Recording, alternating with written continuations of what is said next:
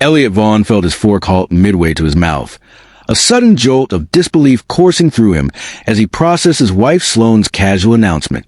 She had just stated, almost carelessly, that she was going out to dinner with a co-worker. Her tone was so nonchalant that it could have been mistaken for a discussion about the weather or a mundane email. Elliot slowly raised his gaze, meticulously observing her demeanor. Sloane was seated comfortably, methodically cutting small pieces of the steak on her plate, as if their lives weren't hanging in the balance. Yet, Elliot's instincts screamed at him. He knew her too well. He could feel the undercurrents of tension, the signs that she was hiding something, and more importantly, he recognized when she was testing him. He waited for a laugh, a sign of jest, or perhaps a dramatic flair that would reveal her words as a mere joke. But Sloane continued to eat, her expression unyielding, and that only deepened his unease.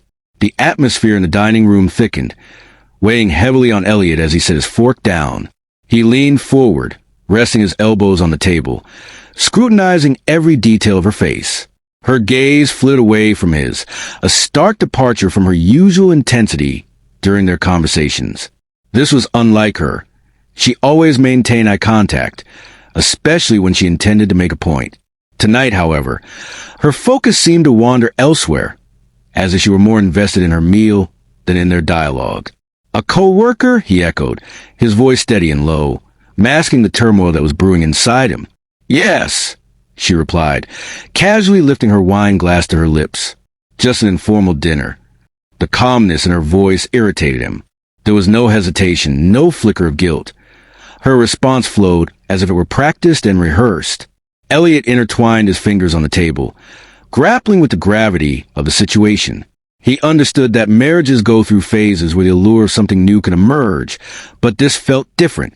This was a test, a game she had initiated, and she had laid the cards on the table without him needing to pry. "So this doesn't change anything between us?" he asked, maintaining a controlled demeanor, though inside he was anything but calm. "Of course not," she assured him, her smile almost affectionate, but it twisted something deep within him. For a fleeting moment, laughter bubbled up, but he swallowed it down, leaning back in his chair as a lump formed in his throat. He could have reacted in a myriad of ways: outrage, demands for clarification, or an all-out confrontation. But that would have played right into her expectations. Instead, he opted for a different approach, donning a light, casual smile as if he were responding to a poorly timed joke. "Maybe I should go out with someone too," he said, the words slipping from his mouth with an uncharacteristic ease. The silence that followed was palpable, a pivotal moment that shifted the energy in the room. Sloane blinked, as if it slapped her, her posture stiffening, the fork gripped tightly in her hand. She hadn't anticipated this response. This was her game, and Elliot had just flipped the board, challenging her control. "Oh, really?" she replied, her voice dipping lower, the confidence she had moment ago now faltering. "Yeah," he continued, swirling the wine in his glass. "There's a woman at the gym named Tessa. I think she'd be up for it." Elliot noticed a barely perceptible shift in her expression, the color draining from her face, her lips pressing together involuntarily. That subtle reaction confirmed everything he needed to know. If this dinner with a co-worker truly meant nothing to her, if she believed it wouldn't affect their marriage, then why was she bothered by the mere mention of another woman? Sloane craved control.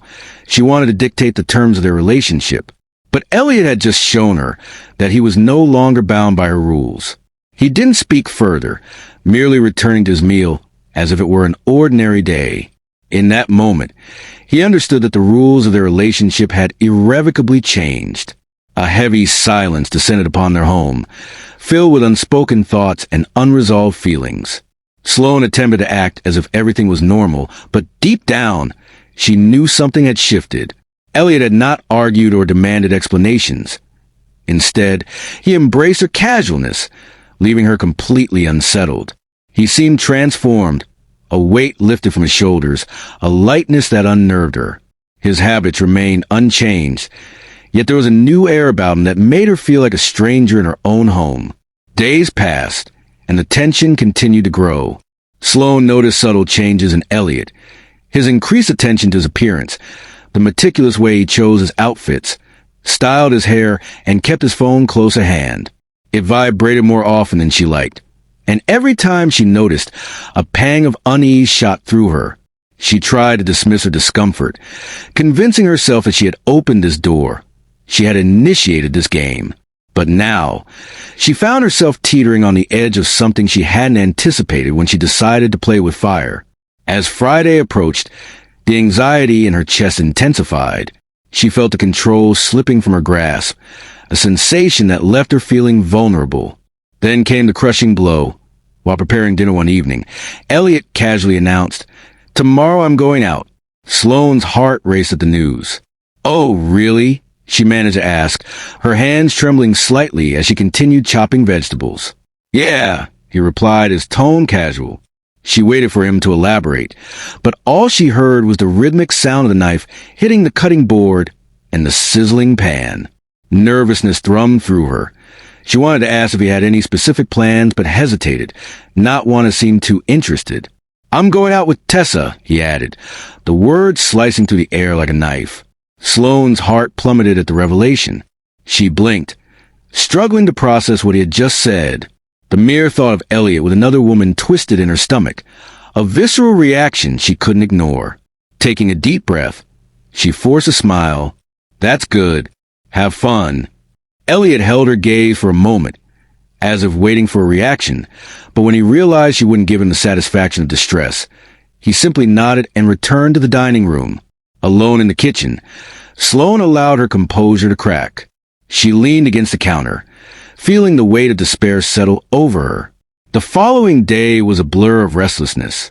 Sloane tried to focus on her work, answering emails and managing meetings, but her mind spiraled back to the same relentless question. Was Elliot really going out with Tessa? She hoped he was bluffing, simply responding to her own move. But deep down, she knew better. Elliot was not the type to play games. As time ticked by, her anxiety mounted. She didn't want to go out with her co-worker that evening, not while Elliot was with another woman. Instead, she found herself rifling through her closet, searching for the perfect outfit, but nothing felt adequate. In that moment, the truth hit her. She didn't want to be out. She wanted to be home when he returned to see how the evening would unfold. At 7 p.m., Elliot still hadn't shown any signs of backing down. He passed through the hallway, dressed sharply, looking as if he had just stepped out of a magazine. He grabbed his keys, checked his phone, and left without hesitation.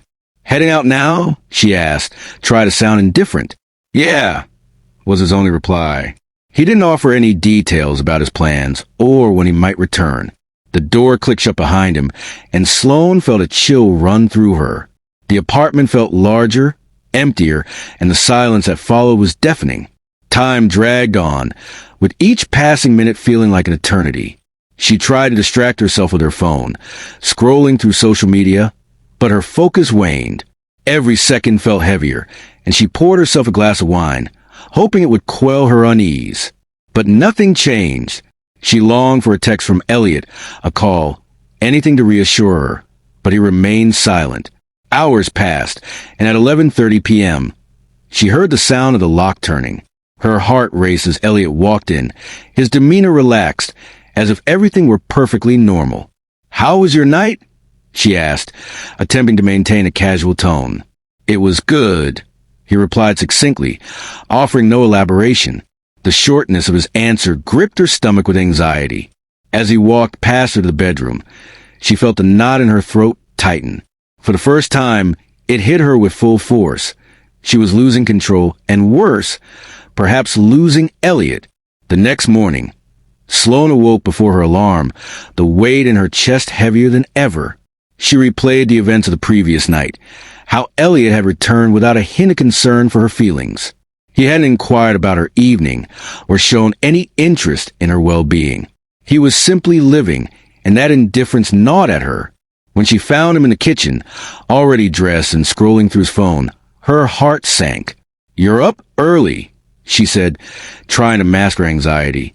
"I've got things to do today," he replied, his vague response sending a chill through her spine. "Don't you want to talk about last night?" she ventured, her voice trembling slightly. "Do you?" he countered, an enigmatic smile playing on his lips. She hesitated, unsure of how to respond.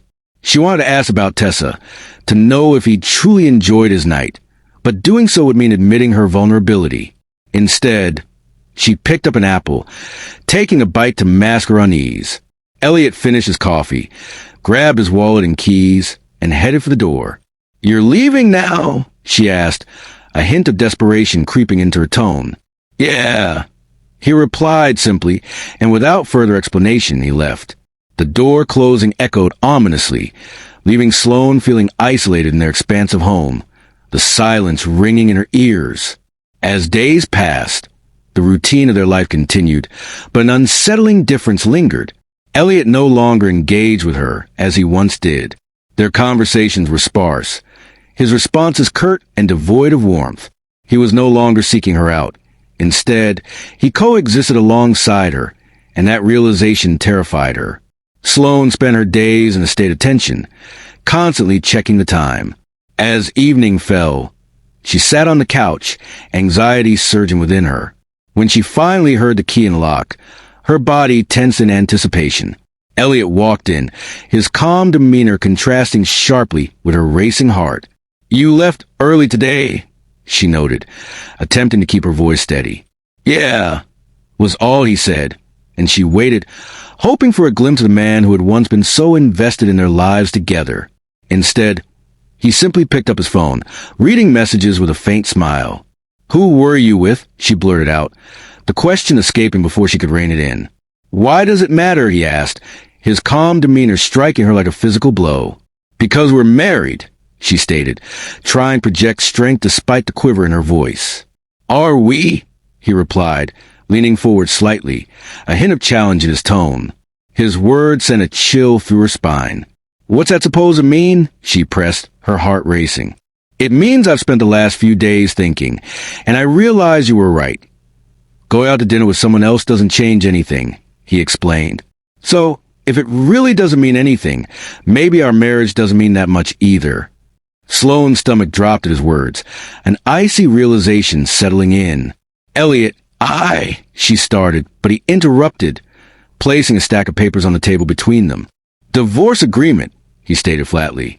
Her heart raced as she stared at the papers, disbelief washing over her. "You can't be serious," she managed to utter, her voice breaking. Elliot let out a humorless laugh. "And you can't be surprised." A suffocating silence enveloped them, and in that moment, Sloane understood that everything she had taken for granted was crumbling around her. She had never feared losing Elliot due to a lack of love. Her true fear stemmed from losing control over him. But now, she realized it was too late. "Okay, I forgive you for going out with Tessa," she proposed, desperation creeping into her voice. "We can forget about all this and start over."